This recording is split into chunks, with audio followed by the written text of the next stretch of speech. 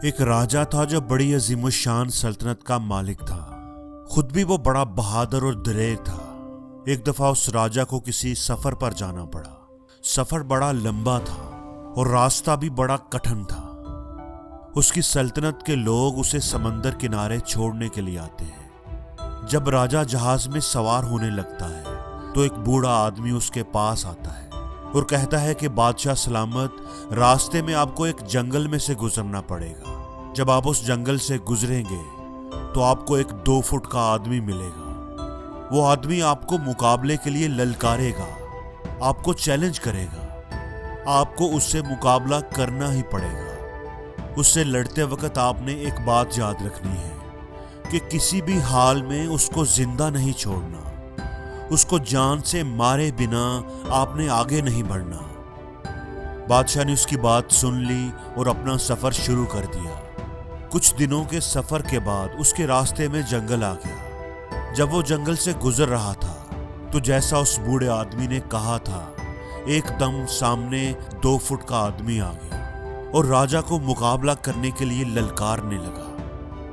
अब राजा बड़ा बहादुर, निडर, बड़ी शान वाला था। उसने चैलेंज कबूल कर लिया। मुकाबला शुरू हो गया। चंद ही मिनटों में राजा ने उस 2 फुट के आदमी को पिछाड़ दिया। वो आदमी जख्मी होकर जमीन पर गिरा हुआ था। जब राजा ने उसकी जान लेने के लिए अपनी तलवार उठाई तो उसे उस जख्मी आदमी पर तरस आ गया।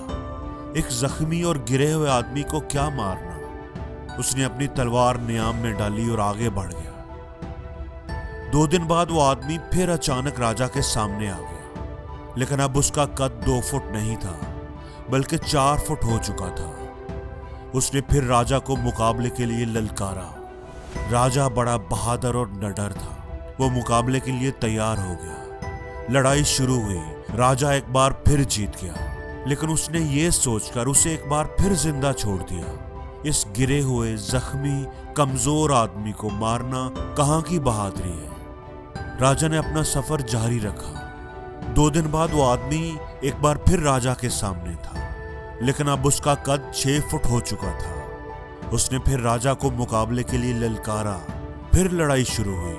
राजा फिर से जीत गया।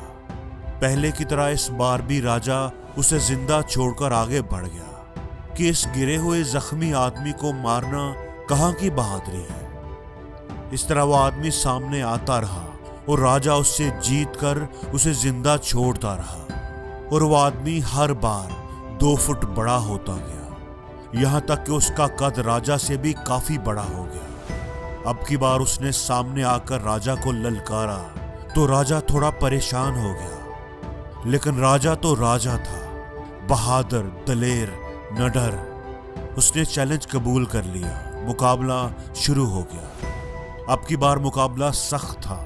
वो आदमी भी डटकर मुकाबला कर रहा था। दोनों जख्मी हो चुके थे। राजा आखिर राजा था। उसने उस आदमी को हरा ही दिया, लेकिन इस बार राजा ने उस आदमी को जिंदा नहीं छोड़ा, बल्कि उस बूढ़े आदमी की नसीहत पर अमल करते हुए उस आदमी को जान से मार दिया। दोस्तों, इस कहानी में जो 2 फुट का आदमी था वो हमारी जिंदगी में आने वाली प्रॉब्लम्स हैं और वो राजा हम खुद हैं। अक्सर हम जिंदगी में आने वाली कुछ प्रॉब्लम्स को मामूली और गैर अहम समझकर नजरअंदाज करते रहते हैं, लेकिन वक्त गुजरने के साथ साथ वो प्रॉब्लम्स बड़ी और पेचीदा होती जाती हैं और एक दिन वो इतनी बड़ी हो जाती हैं कि वो हमारे कद से, हमारी ताकत से बाहर हो जाती हैं और हम चाहने के बावजूद भी उन पर काबू नहीं पा पाते, उनको हल नहीं कर पाते। इसलिए दोस्तों, किसी भी काम को अधूरा ना छोड़ें, किसी भी मसले को, किसी भी प्रॉब्लम को मामूली ना समझें, उसे फौरन हल करें पूरी तवज्जो और पूरी मेहनत से। अपने दुश्मन को कभी कमजोर और अपनी प्रॉब्लम को कभी छोटा और मामूली नहीं समझना चाहिए।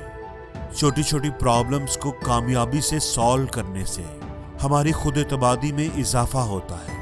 हमें एक्सपीरियंस मिलता है जो आने वाली बड़ी प्रॉब्लम्स को हल करने में हमारी मदद करता है।